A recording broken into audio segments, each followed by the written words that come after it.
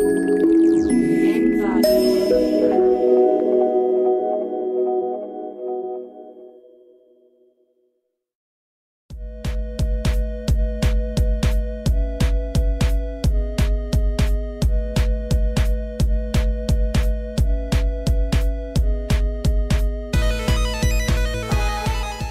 everyone, so this is going to be a review and kind of an overview of the Strider bike. And the reason, that's what it looks like there.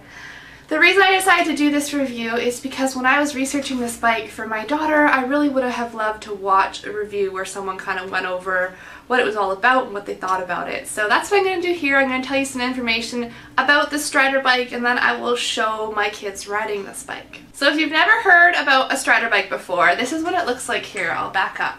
So it has the handlebar up here, the seat, the two wheels, but as you'll notice, there are no pedals. That's the whole bike there.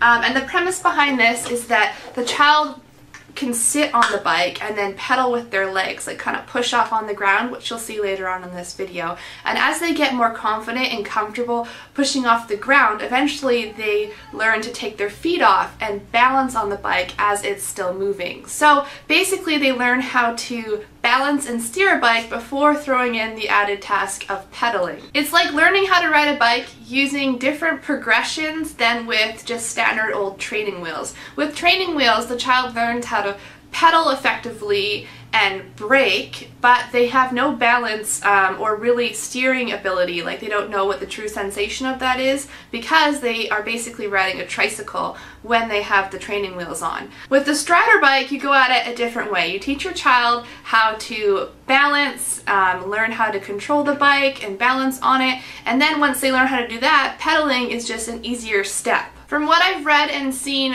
from reading about the Strider bike, it is way easier for a child to learn how to pedal once they already know how to balance than to learn how to balance once they already know how to pedal. I've actually seen several kids in our complex riding these bikes around, and I was just curious about them because obviously when I grew up we didn't have bikes like this, so that's why I initially started looking into this. So while learning about this bike, what I really liked about it is that this one bike goes from about 18 months to 5 years old, so it grows with them and it adjusts really easily, which I'll show you in a second. But I love that basically their little motto is, if your child can walk, then they can ride. So a child who's about 18 months old, or as you'll see my 2-year-old, all they do is kind of straddle the bike, but then their feet are still on the ground and they're just walking along with the bike. They're not actually lifting their feet up. But as the child gets a little bit older and they get more confident and comfortable, they start kind of pushing off with their feet and lifting their feet for little periods of time, and eventually by the time a child hits 5, they can do many cool tricks on this bike.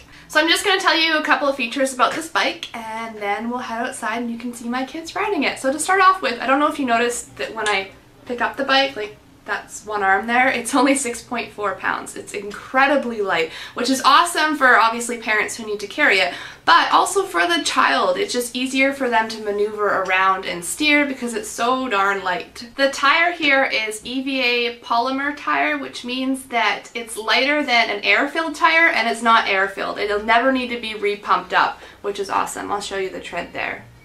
Okay, I just brought it in close so that you can see the seat here. It's designed for a toddler, so it's really nice and narrow, which is nice. And it's also weather resistant, so you can't, it's like plasticky, you can't rip it or tear it. And then one of the cool features about adjusting this bike is that you don't need any tools. I'm going to come in close here. So that's a little clamp there. And then if you just push on it, like that, you can move this seat up and down just like that. So as your child grows, you can just adjust it and you don't have to find the tools needed for it. And same thing goes for the handlebar. It has super small little handles for little toddler hands, and then for adjusting the height of the handlebar, it has that same clamp here, so this can go up or down. And the last thing to show you here is this launch pad footrest. It's just a little footrest that the child can put their foot on. Once they get better at pushing off and actually gliding around on the bike, that's where they rest their feet. And the maximum weight of this bike is 60 pounds. But other than that, that's basically the components of the bike. It's very, very simple. When I'm looking online at their website, they have several different models. I believe this is the ST4. Prices on this bike vary based on what model you get and where you get it. It's sold in a whole bunch of different countries, I can see here online.